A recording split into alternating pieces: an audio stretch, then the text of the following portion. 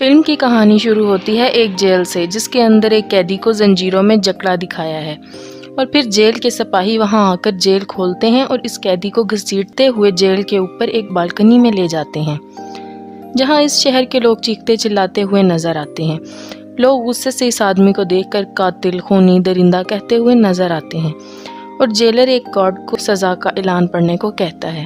Guard بھیڑ کے سامنے کہتا ہے کہ کورٹ نے 2 دن بعد اس قیدی کو پھانسی کی سزا سنائی ہے، لیکن پھانسی سے پہلے جلاد اس کو سولی پر لٹکا کر اس کے ہاتھ پاؤں توڑ دیں گے، اور یہ سن کر لوگ خوشی سے جھوم اٹھتے ہیں۔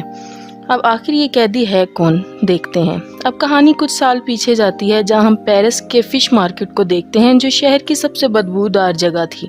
لوگ مچھلی اور گوشت بیچ کر اپنا گزارا کرتے۔ یہاں ہم ایک مچھلی بیچنے والی عورت کو دیکھتے ہیں جس کا بچہ پیدا ہوتا ہے اور وہ مرا ہوا ہوتا ہے، اور اس عورت کے پہلے بھی 4 بچے ایسے پیدا ہو چکے تھے، اور وہ بچے کو پاؤں مار کر اسے سڑی ہوئی مچھلیوں کے ساتھ ندی میں پھینک دیتی ہے، لیکن اس دفعہ اس نے زندہ بچہ پیدا کیا تھا اور وہ اسے بھی پھینک دیتی ہے، یہی سمجھ کر کہ وہ بھی مرا ہوا ہے۔ اب وہاں پڑی بدبودار مچھلیوں کی بو سونگھ کر وہ رو پڑتا ہے، اور وہاں کھڑے لوگ اس بچے کو دیکھ لیتے ہیں اور اس کی ماں کو برا بھلا کہتے ہیں۔ یہ بچہ وہی قیدی تھا جس سے سزا کا حکم ہوا تھا۔ اس قیدی کا نام جان تھا۔ اس کے پاس 2 خصوصیت تھیں، ایک یہ کہ اس کی ناک ایسی تھی جو سونگھنے کا کام بہت اچھا سر انجام دیتی تھی، اور دوسرا یہ کہ جب بھی کوئی اسے خود سے دور کرتا، اس شخص کی کسی نہ کسی طرح سے موت ہو جاتی، جیسے کہ اس کی ماں جو اسے پیدا کرتے ہی پھینک دیتی ہے۔ اسے پھانسی کی سزا سنائی جاتی ہے، اور جان کو ایک میڈم گیلاٹ ہوتی ہے، اس کے یتیم خانے میں بھیج دیا جاتا ہے، جو صرف پیسے کے لیے بچوں کو پالتی تھی۔ لیکن یتیم خانے میں کچھ بچوں کو ڈر ہوتا ہے کہ ان کی جگہ نہ چھن جائے۔ وہ جان کو مارتے ہیں، لیکن گیلاٹ درمیان میں آ کر انہیں بچا لیتی ہے اور ان بچوں کو مارتی ہے، اور یتیم خانے میں کچھ مشکل حالات دیکھنے کے بعد جان 5 سال تک بول نہیں پاتا، مگر وہ سونگ کر ہر چیز کا پتہ لگا لیا کرتا ہے۔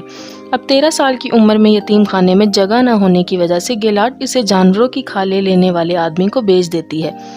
جیسے ہی جان وہاں سے جاتا ہے، کچھ چور گیلاٹ کو مار کر اس کے سارے پیسے چرا لیتے ہیں۔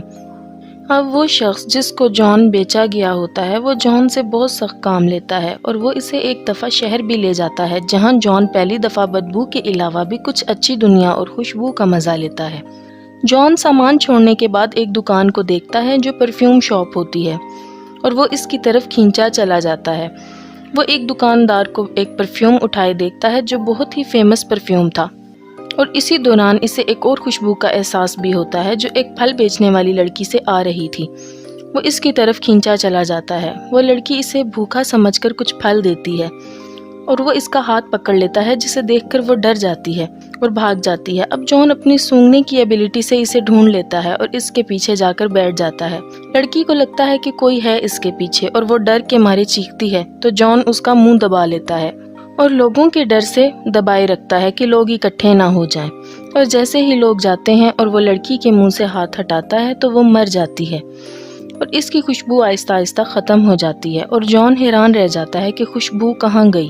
اب ایک اور کریکٹر کی بات کرتے ہیں جو پیرس کا بہت ہی مشہور پرفیومر تھا، اور شہر میں نئے پرفیومرز کے آنے کے بعد اس کا کام کم ہو چکا تھا، اور وہ دوسرے پرفیومرز کی کاپی کیا کرتا تھا۔ اور اسی شام جان بکرے کی کھال کی ڈیلیوری کے سلسلے میں اس کی شاپ میں جاتا ہے، اور وہاں طرح طرح کے پرفیوم دیکھتا ہے۔ وہ بالدینی کے جسم سے آ رہی خوشبو کو سونگھ کر کہتا ہے کہ وہ اس کے لیے ویسا پرفیوم بنا سکتا ہے، اور بالدینی اس کا مذاق اڑاتا ہے، اور جان اسے اپنی ایبیلٹی کی پاور کا بتاتا ہے۔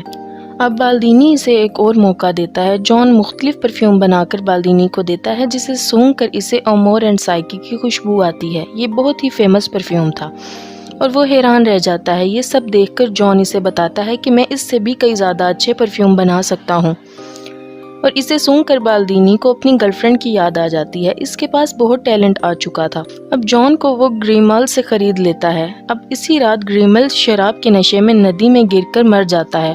جان کی وجہ سے بالدینی اور اس کے پرفیوم پورے پیرس میں مشہور ہو چکے ہوتے ہیں، اور وہ جان کو اپنے پرفیوم بنانے کے طریقے سکھاتا ہے۔ وہ جان کو بتاتا ہے کہ ہر پرفیوم کے 3 سیٹ ہوتے ہیں، ہر سیٹ کے 4 الگ الگ خوشبوئیں ہوتی ہیں، یعنی کہ ٹوٹل 12، اور 12 خوشبوؤں کو انسان آرام سے پہچان سکتا ہے۔ اس سے ہٹ کر اگر 13ویں خوشبو کوئی بنا لے تو دنیا کا کوئی شخص اس پرفیوم کا توڑ نہیں نکال سکتا۔ یہ بات جان کو بہت فیل ہوتی ہے۔ وہ سوچتا ہے کہ وہ یہ کام کر دکھائے گا۔ وہ بالدینی سے اس کا طریقہ سکھانے کو کہتا ہے اور دنیا کا سب سے بہترین طریقہ دینے کا پرومس کرتا ہے۔ بالدینی 10,000 پھولوں کو اپنے ڈیزائن کی گئی مشین کے مطابق ایک بوتل میں ڈالنے کا طریقہ بتاتا ہے، جسے اس نے پیرس آنے سے پہلے سیکھا تھا۔ ایک دن بالدینی جان کو روتے ہوئے دیکھتا ہے۔ بالدینی کے پوچھنے پر جان کہتا ہے کہ تم جھوٹے ہو، اور وہ بتاتا ہے کہ اس کا طریقہ فلاپ ہے۔ میں کانچ لوہے جیسی چیز کو بھی بوتل میں قید نہیں کر سکا۔ جان یہ سب دیکھ کر بالدینی کے واقعے کے بعد بے ہوش ہو جاتا ہے۔ اب بالدینی اس کے بیمار ہو جانے سے پریشان ہو جاتا ہے کہ میری شہرت نہ چلی جائے۔ جان بالدینی سے اور کئی نئے طریقوں کے بارے میں پوچھتا ہے۔ بالدینی اسے جانوروں کے جسم کی چربی سے خوشبو نکالنے کا طریقہ بتاتا ہے اور اسے گراس جانے کا حکم دیتا ہے، اور بدلے میں اس سے 1000 فارمولاز لیتا ہے۔ بالدینی اسے وہاں سے بھیج دیتا ہے۔ اب جان گراس میں جا کر کام سیکھتا ہے، اور جان کے جاتے ہی اس کا گھر ٹوٹ جاتا ہے، جس سے بالدینی کی موت ہو جاتی ہے۔ گراس جاتے ہوئے جان کو پہلی بار آزادی کا احساس ہوتا ہے۔ وہ کسی کا غلام نہیں تھا، اپنے فیصلے خود لے سکتا تھا۔ اب گراس جانے کے 2 راستے ہوتے ہیں، ایک گاؤں سے جاتا ہے اور دوسرا پہاڑوں سے۔ اب وہ پہاڑ سے جانا شروع کر دیتا ہے۔ راستے میں اسے ایک غار ملتا ہے جہاں وہ آرام کے لیے رک جاتا ہے۔ وہ وہاں سکون سے سو جاتا ہے اور کئی دن وہاں گزارتا ہے۔ ایک دن اسے وہی پھل والی لڑکی کا خواب آتا ہے۔ جان گھبرا کر اٹھ جاتا ہے اور اپنے جسم کو سونگھنے لگتا ہے، لیکن اسے کوئی خوشبو کا احساس نہیں ہوتا۔ اب وہ باہر بارش میں جا کر نہاتا ہے، تب اسے احساس ہوتا ہے کہ اس کی اپنی کوئی خوشبو نہیں ہے۔ اگلی صبح ہوتے ہی وہ گراس پر روانہ ہو جاتا ہے اور راستے میں اسے وہی خوشبو آتی ہے جو اسے پھلوں والی لڑکی سے آئی تھی۔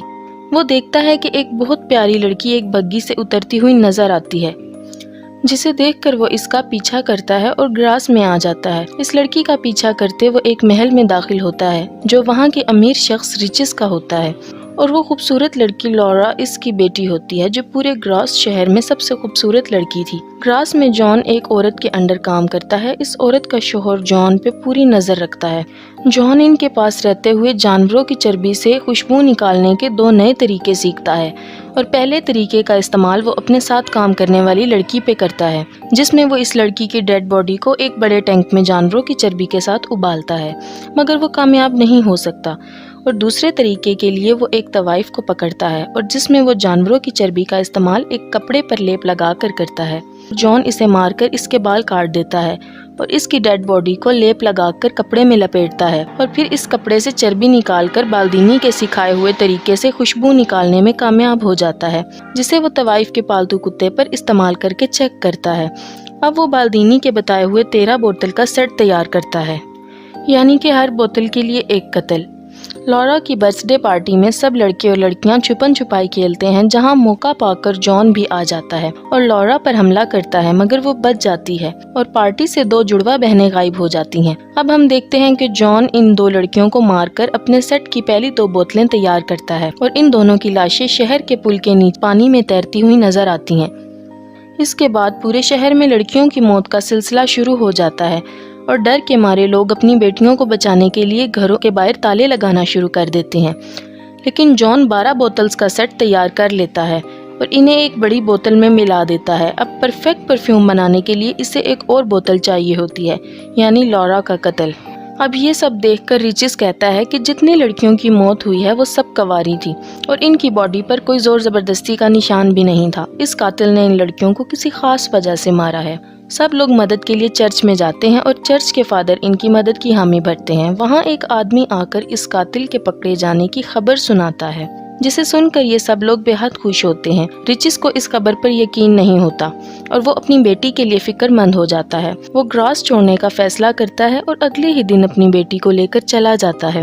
جان شہر سے جاتی لورا کی خوشبو کو فیل کرتا ہے اور ان کا پیچھا کرتا ہے اور اپنی ایبیلٹی سے ان کو ڈھونڈ لیتا ہے، اور دوسری طرف طوائف کا کتا اپنی مالکن کے کپڑے اور بالوں کو جان کے کمرے سے نکالتا ہے، جسے دوروٹ دیکھ لیتا ہے۔ دوروٹ جان کے ساتھ کام کیا کرتا تھا، اور پولیس کی انویسٹیگیشن پر باقی لڑکیوں کے بال اور کپڑے بھی مل جاتے ہیں۔ ریچز اپنی بیٹی لورا کے ساتھ ایک ہوٹل میں رات گزارتا ہے، جہاں وہ اپنی بیٹی کے کمرے کی چابی اپنے روم میں ہی رکھتا ہے، اور جان اس کے کمرے سے وہ چابی اٹھا لیتا ہے اور لورا کے کمرے میں جاتا ہے۔ اب اگلے دن جیسے ہی ریچز کمرے میں جاتا ہے، لورا کی لاش دیکھ کر بے حد روتا ہے۔ اب جان 13ویں بوتل بھی بنا کر کامیاب ہو جاتا ہے اور اسے اپنی فائنل بوتل میں ملا دیتا ہے۔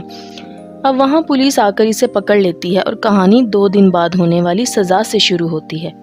دور دور سے لوگ جان کی موت کو دیکھنے آتے ہیں اور جیسے ہی وہ اس کو جیل سے نکالتے ہیں جان موقع پا کر پرفیوم کا ڈھکن کھول دیتا ہے۔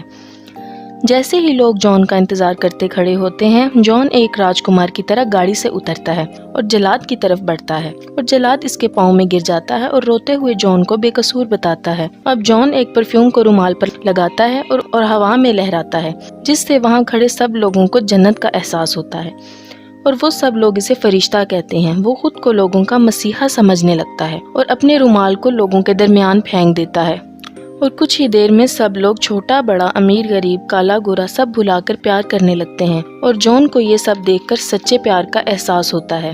اب وہ اس پھلوں والی لڑکی کو یاد کرتا ہے۔ وہ سوچتا ہے کہ کاش اگر وہ اس لڑکی کو ایسے ہی پیار کرتا تو وہ اس کو اپنا بنا لیتا۔ وہ یہ سوچ کر دکھی ہو جاتا ہے اور رونے لگتا ہے۔ تبھی رچس تلوار لے کر جان کو مارنے کے لیے آتا ہے لیکن اس کی خوشبو کے آگے وہ بھی بے قابو ہو جاتا ہے اور اپنے پیروں پر گر کر اس سے وہ معافی مانگتا ہے۔ جان کو اپنی غلطیوں کا احساس ہوتا ہے اور وہ شہر سے روانہ ہو جاتا ہے۔ کچھ دیر کے بعد شہر کے لوگوں سے پرفیوم کا اثر ختم ہو جاتا ہے۔